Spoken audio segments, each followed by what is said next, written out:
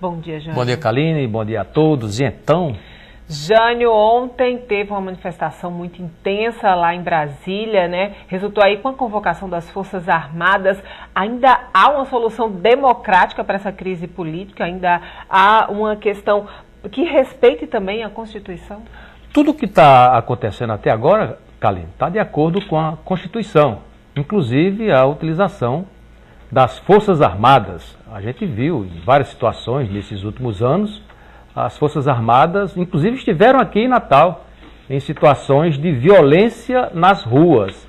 E ontem, a partir de um determinado momento, a situação nas ruas em Brasília fugiu ao controle.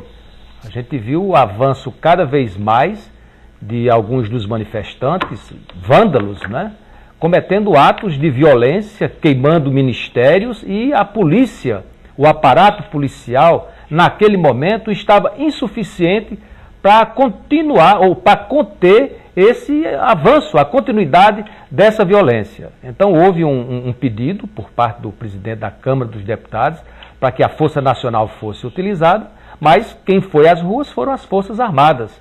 E pelo menos a partir da ida das Forças Armadas para as ruas, o movimento de violência começou a recrudescer e o dia terminou sem atos mais preocupantes. Hoje, day after, depois desse dia de ontem, a gente pode avaliar que o quadro, nesse momento, ele não é de muita instabilidade, não.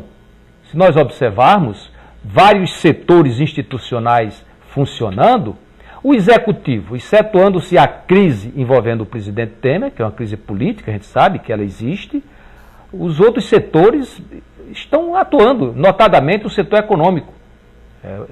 Medidas econômicas estão sendo adotadas, o ministro Meirelles diz que nesse momento, apesar da crise, está conseguindo reverter algum quadro que estava mais preocupante.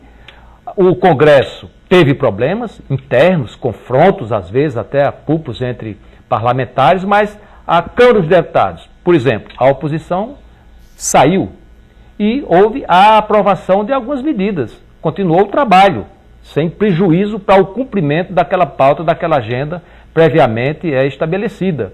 No Senado também não foi muito diferente. O que a gente deseja a partir de hoje é que esse susto de ontem, né, que muita gente teve, já achando que ia avançar mais nessas ocupações, ele fique restrito a Brasília. E que o país realmente encontre, sob a proteção da Constituição, uma saída. Eu não acredito, sinceramente, na renúncia do presidente Temer, mas daqui a 11 dias vai ter a discussão, né, sobre aquele processo que tem sobre as eleições de 2014, no TSE. Faltam 2 semanas para a gente ter esse desfecho. É um desfecho que, dizem alguns aliados do presidente, pode ser mais honroso do que a renúncia ou uma saída mais abrupta. Essa saída mais abrupta, a partir de ontem, com a experiência de ontem, a gente viu que ela não vai ocorrer. Tipo assim, a população ir para as ruas e fazer um movimento extremamente agressivo, violento. Esse aí, a experiência de ontem mostrou que, se for necessário mais uma vez, as Forças Armadas estarão evitando esse tipo de depredação, de violência, de vandalismo. No Congresso, a gente deseja, tanto no Senado quanto na Câmara dos Deputados, continuem cumprindo a pauta e, se for o caso de uma possível, dizem, cassação pelo TSE, daqui para frente, que se cumpra também a Constituição. O impeachment é improvável que ocorra, porque ele demoraria mais de um ano. Termina o mandato do presidente Temer, talvez seja o desfecho de um processo de impeachment. As eleições diretas, que entrou na pauta também, para que elas ocorram, tem que reformar a Constituição, tem que ter uma PEC, demora muito mais do que um processo, digamos, natural no TSE. Vamos aguardar que a nossa classe política encontre uma saída e que o Brasil realmente retome os trilhos do desenvolvimento e, principalmente, de uma reconsolidação da democracia. Né?